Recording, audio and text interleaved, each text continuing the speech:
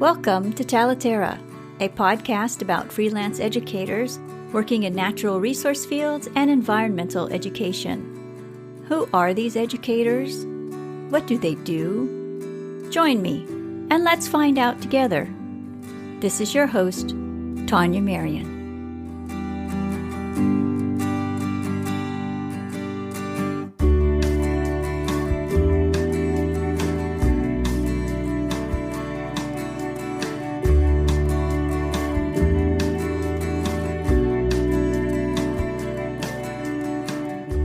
Today, my guest is author, educator, and environmental advocate, Susan Inches.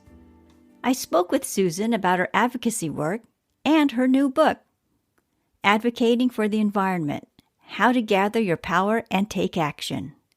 Susan's book is a thorough resource for advocates and anyone working in the field of environmental education. During our conversation, Susan shares how she became an independent advocate. She talks about the difference between advocacy and direct action, and she talks about how to connect with decision makers. Let's join the conversation. Susan, thank you so much for being on the show today. I read your book, Advocating for the Environment.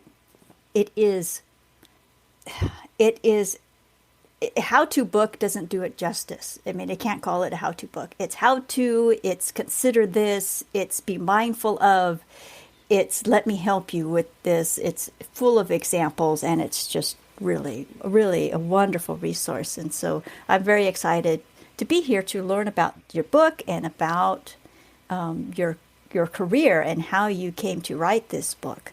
So thank you so much for being on the show. If I may ask you to introduce yourself to listeners, please. Absolutely. Thank you, Tania, for putting me on to your show. It's great to be here. I'm coming to you from North Yarmouth, Maine.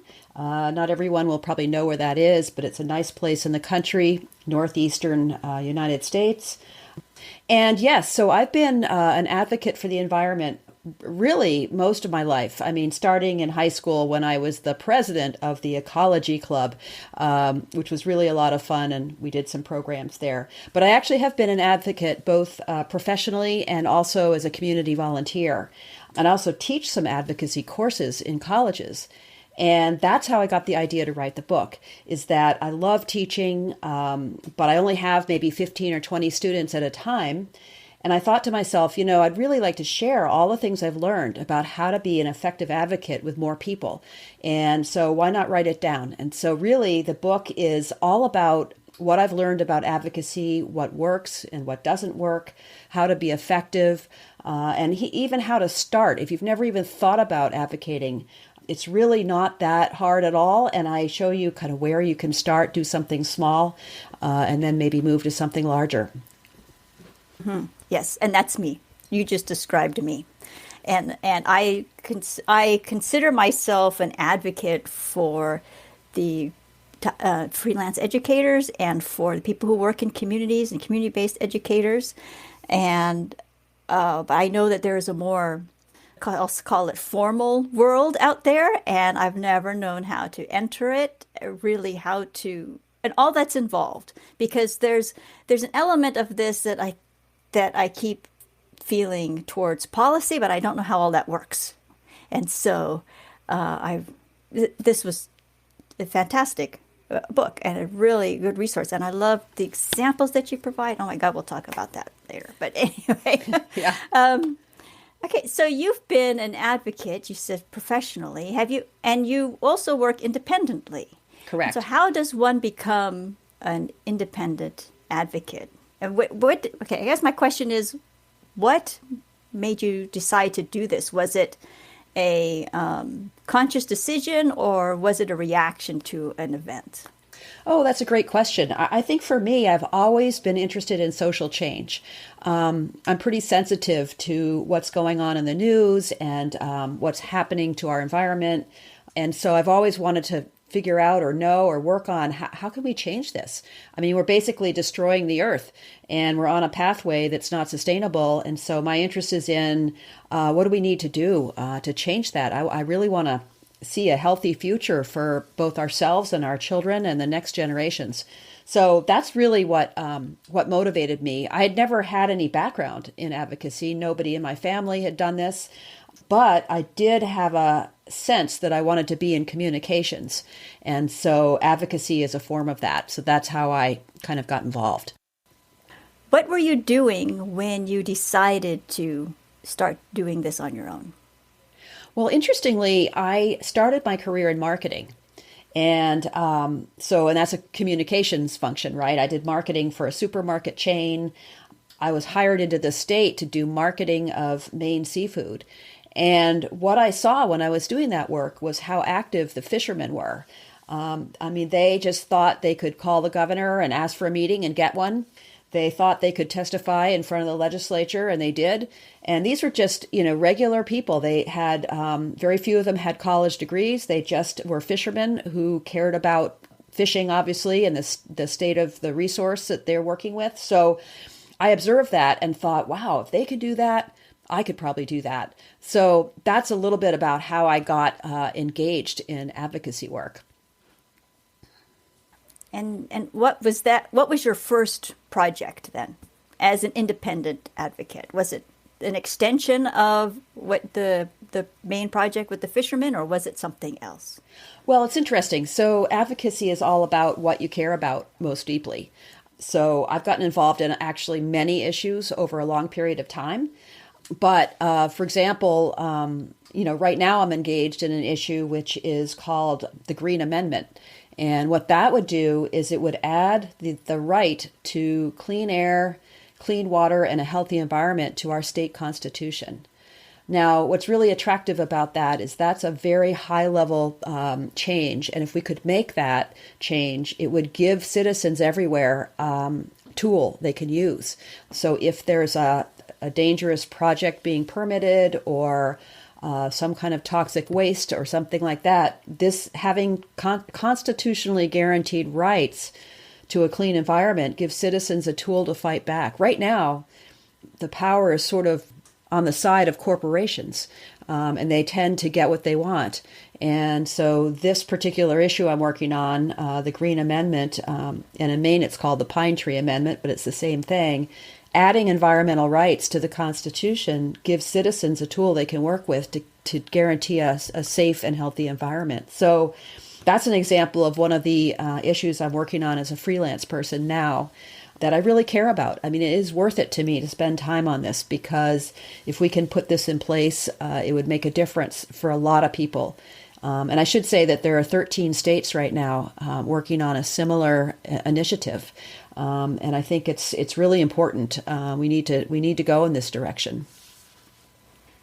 How do you present yourself as a professional advocate, as an independent professional freelance advocate? And then how do you get people to trust you and start that partnership building? Oh, that's such a great question. I mean, starting with, after my name, I always put author, educator, environmental advocate, because that encompasses everything I'm doing, author, educator, environmental advocate. But the other piece of your question is really an important one because, good advocacy, at least to my experience and the way I do it, is about building relationships. And you need to build relationships with decision makers, whether that's a city council or a town council or a state legislature. It's about building relationships with those people who are making decisions. It's also about building relationships with people who support your point of view. And wherever possible, it's about building relationships with people who oppose your point of view. And basically, by building relationships and getting to know people and getting to know where they're coming from, that's how you can cut through sort of all the politics and all of the media and get to the heart of the issue and say, what do we need to do to move this forward? So that's a really critical piece. And in my book, I talk a lot about that, about how do you build relationships with decision makers and even relationships with media. It's important to have journalists that are also there to support you. So all about relationship building. What I like about your book and your approach to advocacy is you're very human and grounded. and very personable and patient. And there isn't nothing in your book comes across as being pushy, harsh, manipulative. That is definitely not what you're talking about. It's not your style. And so here's an example of the very mindful approach that you describe here. In your book, you say to consider the impacts on your 6 stakeholder groups: your customers, employees, vendors, community, stakeholders, and the natural environment. And I thought that was a very important, and to identify them and to also think about the environment. And you tell the story about LL Bean and how they considered all of these different groups. And it was a beautiful example. That's something that you know now, but how did you come to learn that there were that many people to consider, that many groups to consider? Well, that's a great question, too, because my book is based on a vision I have, a vision for a world where all life is revered and respected and nurtured. And so the way I go about advocacy is the same way, that I want to, respect, nurture, and revere everything, every part of life. So it's in a way, it's based on what I consider kind of my faith and my spiritual values around that.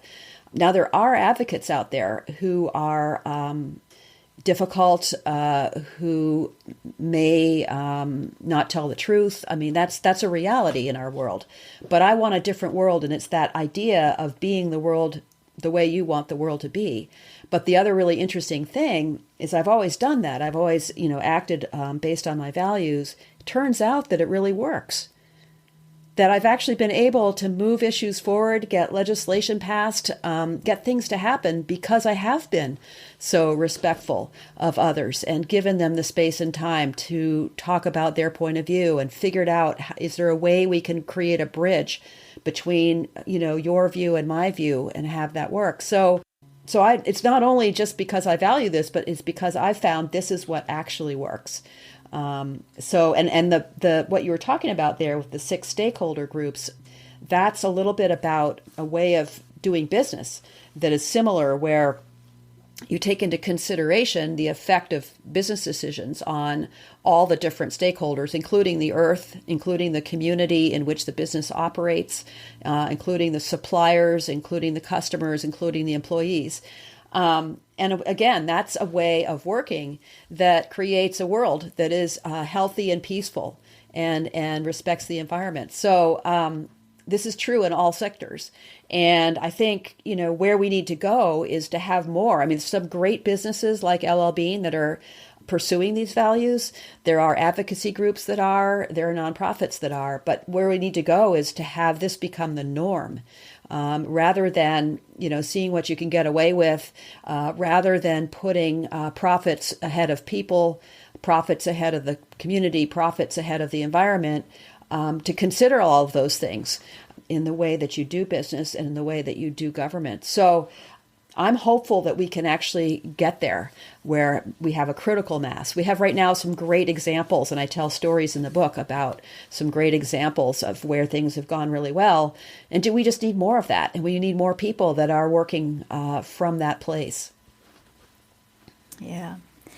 Would you mind sharing one of the examples of something that's going really well, where you've seen fantastic partnership building, fantastic relationships, that have come out of a compromise is what it comes down to. It's a compromise, but it is a way of everything that you describe in here there's tension in the beginning, and then there's understanding, and then there's compromise, and it comes out of the understanding, but then there's respect. That in the examples that you've shared, that comes out of this whole long relationship building process. Yeah, that's right. And I could say that we just finished in Maine a legislative session that had many successes in it. There was a sense of advocacy is always about negotiation, but there was a really good sense of negotiating in good faith. And we were able to pass some landmark legislation. For example, we passed a bill that requires the state to divest its funds from fossil fuels. That was big. We passed another bill, which is called Extended Producer Responsibility. What that calls for is that the producers of plastic packaging have to pay a fee that will cover the cost of recycling it. And, this is where we need to go, right? I mean, we can't just keep filling up the ocean and the land with more plastic. So we've created a system that will begin to turn that around. And to get that passed, we had bipartisan support. So these are just some of the examples where people are like listening to each other. Another one that I'm working on is really interesting is we're trying to take back our electric utility right now where I live. And so right now it's owned by a foreign company. And there are a number of problems with it. The service, the reliability has not been good. And so we've actually attracted bipartisan support for it because, while some people are saying we shouldn't tamper with an ongoing business, which the utility is, other conservatives have been saying, actually, we want to bring this back home. We want to have local control.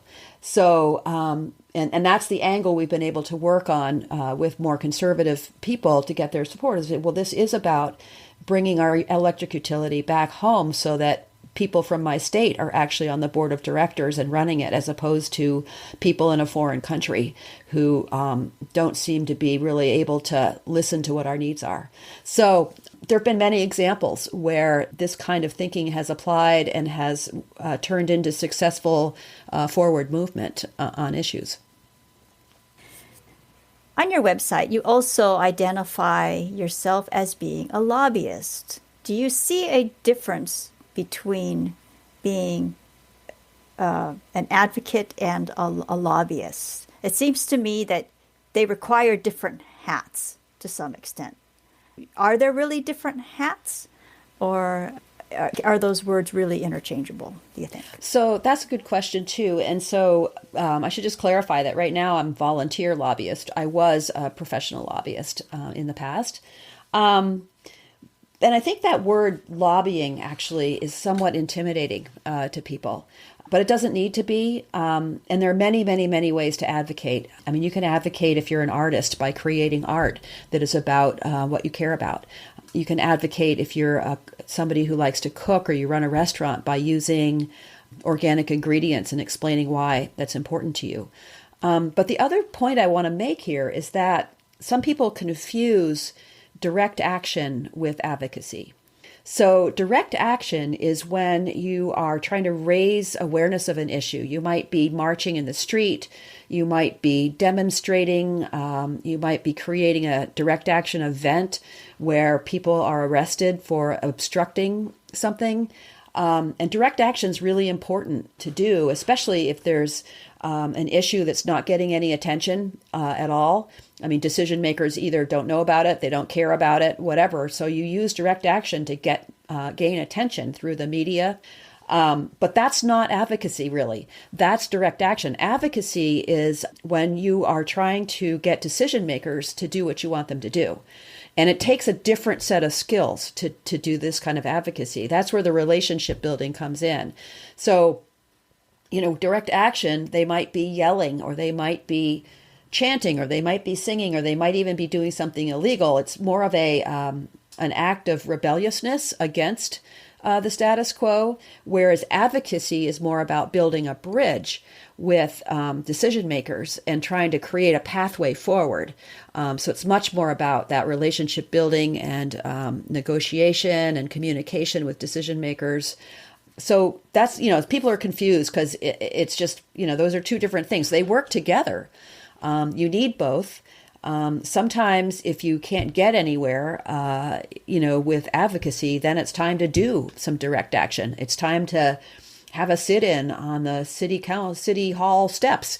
If you can't get the city council to take up your issue, and you've been trying to do that, and you've been reaching out to the decision makers, and you've been saying we need to get on the agenda, but nothing's happening, then you might want to take up some direct action to kind of put a little more pressure on them.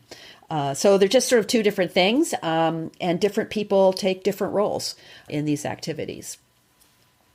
So I'll leave it there, and we can talk more about this if you like.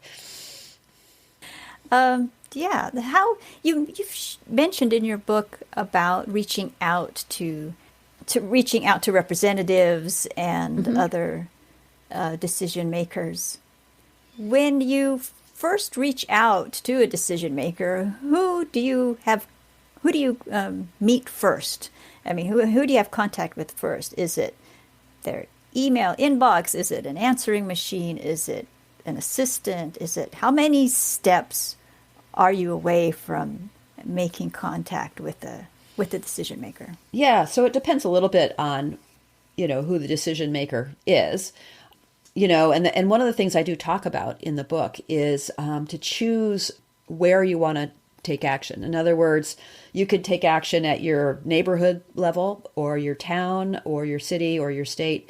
And one of the things to think about in making that choice of who you want to reach out to is how close are you in the sense of degrees of separation? In other words, do you know anybody who knows them? How accessible are they? I mean, if you live in a small town, then you can just call your town select person or town council person on the phone. You should be able to get the number at the town hall. So that's pretty easy. But if it's Congress, then of course you need to go through the congressional office, talk to their staff, explain to them why you need to have a meeting or some communication with your congressperson. So it kind of depends on where it is. But the thing to remember there is that all of these people are public servants. They're there to work for you. So you should have no problem in saying, that their job is to hear me. And the other thing about that's really important is that citizens need to be heard. There's plenty of paid lobbyists that are contacting decision makers, all day long. And if the citizen voice isn't represented, then decisions are going to get made that may be negatively impacting citizens. They haven't heard the citizen side of this. I mean, why should we not have fracking in our town? Well, citizens need to speak up and say why. Otherwise, you might just find that there's a drilling rig, in your town. So I think, the citizen voice, I cannot emphasize enough how important it is for people to take action. And that one of the problems we have right now is not enough citizens are taking action. And so decisions are getting made that are not in the best interest of citizens or the earth. So that's why it's critically important to reach out. And the other thing I say is that it doesn't take much. Only 5 or 10 phone calls to a state legislator can actually move them on an issue. It's amazing.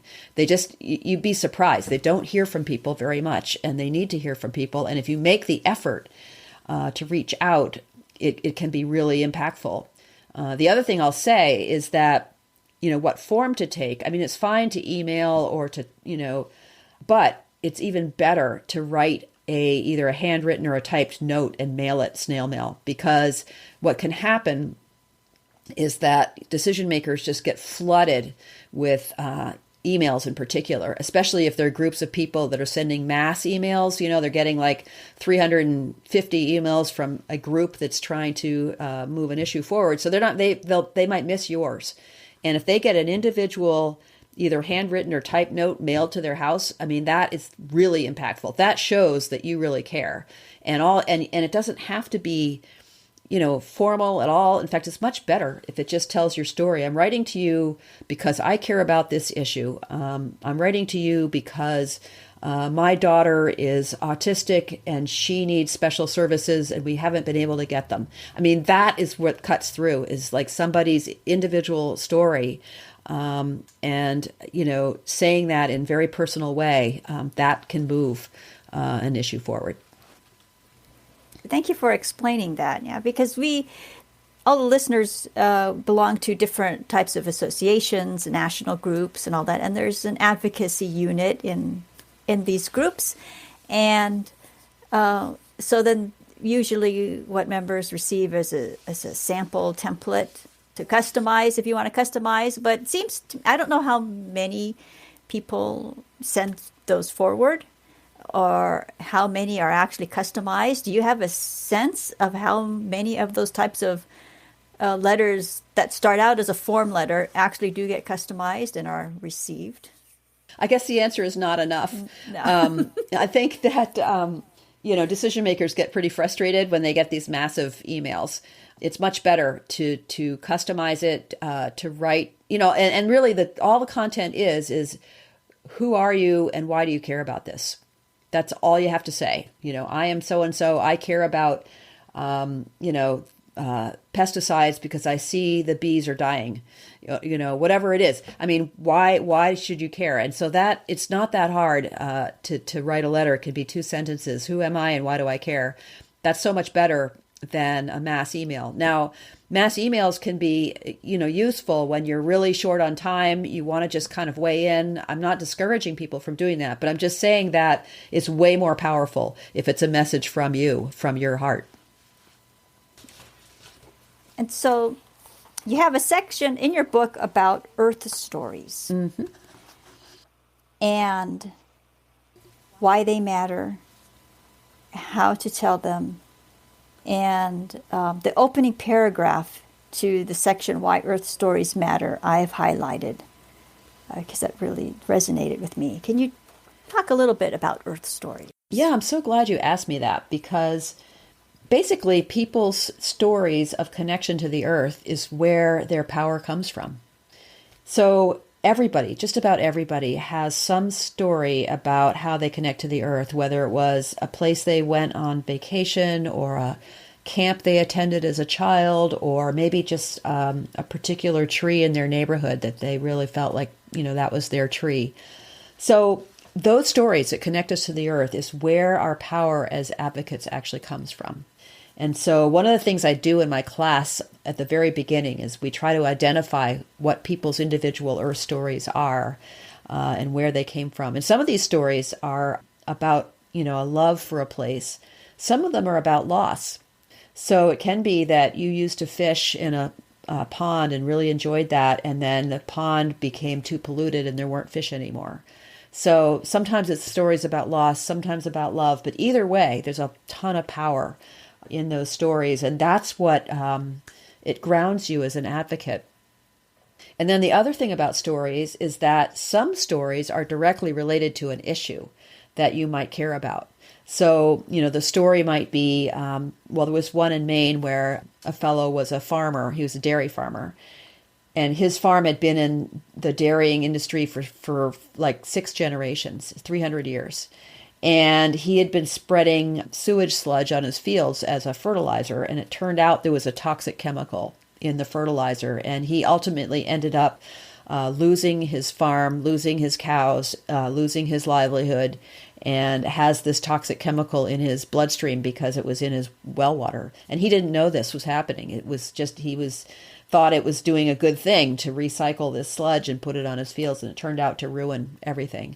Well, he was a really courageous person, kind of a regular farmer type person. And he went to the state legislature and told this story of how this happened to his farm. And that actually resulted in the state legislature banning PFAS, which is a whole category of toxic chemicals that are found in this sludge. So our stories are really good for grounding us. And sometimes they can actually be the story that moves an issue forward. And in that case of the farmer, that's what happened. So that's why earth stories are so important. They're really the basis of citizen advocacy. And without them, all you have is the corporate lobbyists. So that's why it's so important. If we didn't have the farmer telling his story, we would have more of this chemical. Now we're banning it in Maine because of his story. So I'm really glad you asked about that because it's really identifying your own story that grounds you and then using stories that are applicable to issues is also really important. Yes, absolutely. And there are many different ways to really realize what your earth story is. Because I think a lot of people just move through day to day and they don't really recognize or think about it in that way. Yeah, it's really, really important to touch your own story, and often if you can. Yeah. Your book was just published, a couple of weeks ago now. Mm-hmm. And it is very timely. I mean, it is very, very current. I mean, real time. The turnaround for this book must have been, I don't know, fast. Can you explain the process of writing this book, because it is so applicable to everything? Yeah, so I have to say that COVID actually helped me write this book. I had been very busy teaching, consulting, doing volunteer advocacy work. And then around March of 2020, most of that activity sort of died down as COVID came and we weren't sure what to do. And we were basically isolating ourselves at home. And I had the idea for the book because of the teaching I'd done. It was based on my courses. But I hadn't really had the time to focus on it fully. And so when COVID came along, it really gave me the chance to just write every single day, which is what I did. I had to turn this around. Well, and I wanted to turn it around quickly because I thought to myself, once we emerge from this pandemic, we're really going to need to take action on the environment. And we're seeing that. I mean, with the fires, the storms, the droughts, the floods, there's no time to waste here. In fact, one of the things that I use as an example in some of my talks is that on Earth Day 1970, there were 20 million people turned out for that. That was 10% of the U.S. population at the time. 2019, we had the climate strikes. About maybe in the U.S., 4 million people showed up for that. And that was only like almost 2% of our population. So we need a lot more activism if we're going to turn around our climate issue. It's just, there's no way around that. We need everybody to speak up in whatever way that they can, even if it's just, on an issue in your town. You don't want pesticides sprayed on the playground. I mean, everyone needs to take some kind of a position because we need that in order to create the healthy future that I can see. And we can have a healthy future, but we have to all work towards it together to make it happen. Big business gets a lot of attention in environmental advocacy. What works in forming relationships with those parties, and what doesn't work? If a listener has something going on that they're observing and they want to start having a conversation, how might they start that doesn't put up the defenses of the businesses in their area? Well, absolutely, we need more advocacy with businesses. They're a little bit trickier to deal with because, for one thing, you don't always know where the decisions are actually made. So, for example, in Maine, we have a company called Central Maine Power. They provide our electricity, but they're actually owned by another company called Avangrid, which is based in Connecticut. And then that company is owned by another company called Iberdrola, which is located in Spain. So the question is, if you want the electric utility to buy more solar power, where do you go to tell them that's what you want, right? I mean, it's hard to know where the decision's being made. It's a bit opaque. In government, you sort of know where the decision's being made, so it's a little easier. In business, you don't always know that. So therefore, you need to do research. You need to perhaps find people who work there and speak with them to get a sense of that. And you also need to, if possible, have a stake in the issue. So if you're a ratepayer, going back to the electric utility example, then you have a stake in that. You have a say in that. And there are a couple ways to get, to approach that business. I mean, one is directly, you go to their office. You might do a protest in their office. But there are also regulators you can talk to, which are government entities. So that's another way. And so it's all about strategy and research there. It's like, okay, what is the best way to approach this particular company? I want them to buy more solar power, and I want them to stop, using as much fossil fuels, perhaps. Okay, so how's my best way of getting that message across and maybe inviting some dialogue around it? So that requires a little bit more in-depth research to figure out how you're going to approach that issue. The other partner you can have is the media. So getting to know journalists and, going to meet with them, journalists will meet with you, right? So you can meet with the editorial board, you can meet with individual journalists. They don't have a lot of time, but if you have a worthy idea to share with a journalist, that's a great way to advocate, actually, because they need content and they need ideas, and you can help provide that.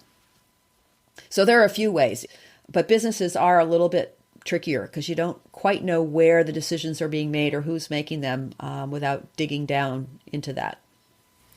Yeah. And I would assume, I'm guessing, more often than not, you're speaking with someone who can only relay the message. And how that message is relayed, or if it's relayed after you speak with them, is beyond your control. Yeah. I mean, there's nothing to say you can't write a letter, though, to a CEO or a top executive, particularly if there's an issue around what their service or product, how that might have affected you in some way. Like, let's say that, I don't know, that there's a chemical product that has, polluted the lake in your town or something like that. A direct letter, and even, suggesting that you're going to share this story with the media, that can actually have an influence. You make it easy for people to become an advocate. Your book has so many really thoughtful and thorough examples, and you walk readers through how to frame a situation, provide a lot of examples. You provide checklists. You provide guidance on how to work with the media and the public. You cover press releases, testimonies. You give all sorts of examples. It's really something. And sample documents at the back of the book. I mean, it just goes on and on. I mean, it's really a wealth of information. Mm-hmm. Thank you for that. For me personally, I thank you for that, for this. I mean, there's a lot in this book. Did you is this a project that just grew and grew and grew, or did you know that you were going to put this much and this many tools into this book? It did grow and grow and grow. I mean, I knew that there were a lot of tools, and I also knew that there's dozens, hundreds of books about climate change, about environmental issues, and almost nothing on what an ordinary citizen can do about it. I mean, I really felt like there's this huge gap, right? Nobody knows what to do. They all want to do something, and they all care, and they feel overwhelmed. But what are some actions from very small to more organized? What things can citizens actually do? And so I did set out to write a guidebook about that because I felt that it was missing. It's just not available. And I also tried to make it really easy to pick out sections in it that are particularly of interest to you. Like, maybe you do want to work with the media, so there's a chapter on that. Or maybe that's not even interesting to you, so you don't have to read that chapter, right? So it's really a guidebook in that sense, that you can go to the parts that are meaningful to you and keep the book on your shelf, and maybe a year from now you want to look up something else. So I really felt that the need for a guidebook was there, and the publisher agreed with me, right? So that's how I pitched the publisher. I said, we've got plenty about what's wrong. We have nothing much at all about what citizens can do and how we can make this right. And because I include in there a vision on where we can go and how we can think about this, as well as things we can do. So there is a lot there, and I told lots of stories based on my experience, which kind of make it all human. Like this is, advocacy in a way. It's an art. No two situations are the same, so we learn. I'm still learning about it.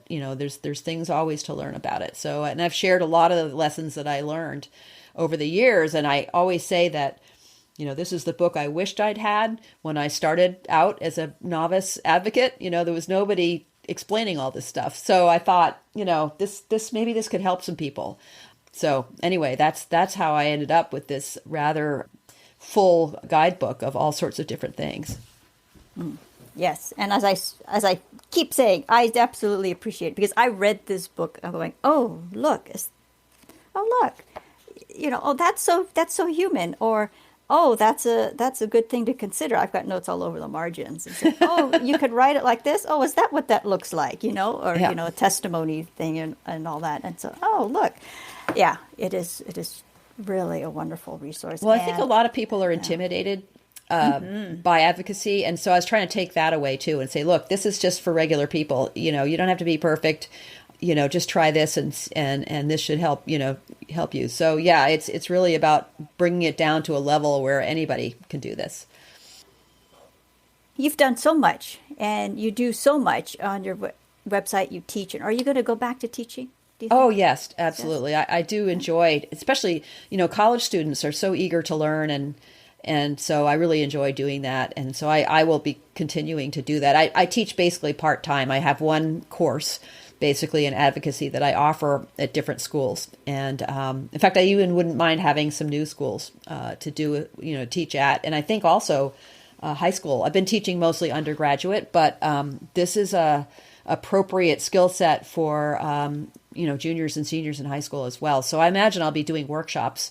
I can teach a full course, for 3 credit hours, and I have that. I've done that, but I can also just come in and do a workshop to give people a sense of, this is what advocacy is about. So there are lots of ways that I can teach, and I really do want to continue that. Yes, I'm sure civics teachers, social studies teachers, environmental science. I mean, really, any of the disciplines would love to learn from you. I think it would be fantastic if they had the opportunity to learn from you, and students, especially high school students. Yeah. Well, the other thing about it, of course, is it's hopeful, right? It's a hopeful message. It's like, hey, you know what? If we all work together, we can create the world we want. And so I think that's important, especially for young people. And in my college classes, sometimes students will say to me, I've been studying environmental science and it's just so overwhelming. I get so depressed, right? And I understand that. I feel that way sometimes too. But what I'm trying to bring to them is a hopeful message. Hey, but here's what you can do about it.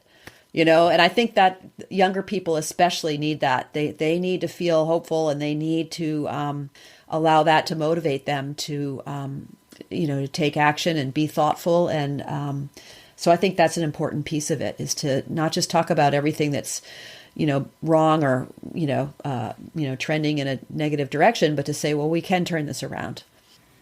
You've had such a rich career just from the examples that you share in the book, and you've done so much. You've spoken with so many people. When you look over your shoulder and look back on the trail you've left behind, what do you see? I had a great time doing all this work. So I see that. I mean, I always felt like really into my work. This is really good stuff, and I like doing it. And I would say that I may not have always been aware of all of the consequences or everything going on, in a sense, but that didn't keep me from just diving in and trying, So I think it's been a great career path, very meaningful. Yeah, it's just energizing. It's really energizing to take action and see something good happen. I mean, that there can't be anything more energizing than that. And I wish more people had that experience of work. I mean, I think, a lot of people are kind of trudging along, in their work, trying to make money, and it's not very energizing. Well, this kind of thing, if you tackle an issue and you work with others that, are with you on that. I love the teamwork aspect of it. If you start working on an issue and you get other people involved, and pretty soon you have a team of people involved, that's very energizing too. So I think this is a great career path, honestly, and there's a great need for people to come together and take action. What's next for you? Oh, that's a great question. Yeah. So I continue to do advocacy work, which I'm really enjoying, continuing to teach, and I want to do more writing. I've really enjoyed the writing part, and it's hard, though, to kind of set aside the time for that when you're active on things. But I would like to do more of that as well. And I want to meet more people. I want to, it's been hard, with the pandemic, and travel has not been possible too much. But I'm hoping that when these variants die down, and I hope there'll be more speaking engagements and more chance to just engage with people who are trying to do these things. So I see endless supply of interesting things out there to do, and hope that I'll be able to do as many of these things as I can. Susan, thank you so much for introducing us to your book, for talking about how people can begin to become advocates on their own. You do make it very easy. You make it feel safe. You make it feel empowering, and it's not impossible. And the human approach that you take in this book, and it's like you are there, every step of the way. Well, thank you. It's been my pleasure to chat with you about this, and I'm just really happy to hear your feedback about the book, and I hope that others enjoy it as much as you have. To learn more about Susan, her book, her public workshops, and her consulting work, click on the link in the show notes. Susan's book is a wonderful resource, and as I mentioned during our conversation, working through this book is like having Susan next to you, helping you think through things like how to frame your message, how to plan your strategy, and how to work with media and the public. In the resource section, Susan shares samples of legislative testimonies and a collection of communication documents. Here you'll find an example of a press release, guidance on how to create an FAQ for your initiative, and an example of what a fact sheet might look like. There is more in this book that can be explained in one conversation. If you're looking for a book about advocacy, consider adding Susan's book to the list of resources you are considering. Thank you for joining us today. See you next time.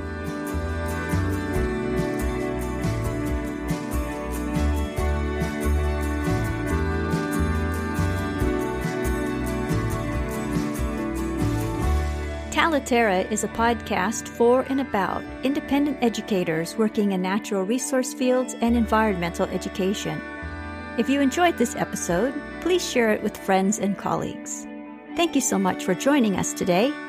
This is Tania Marien.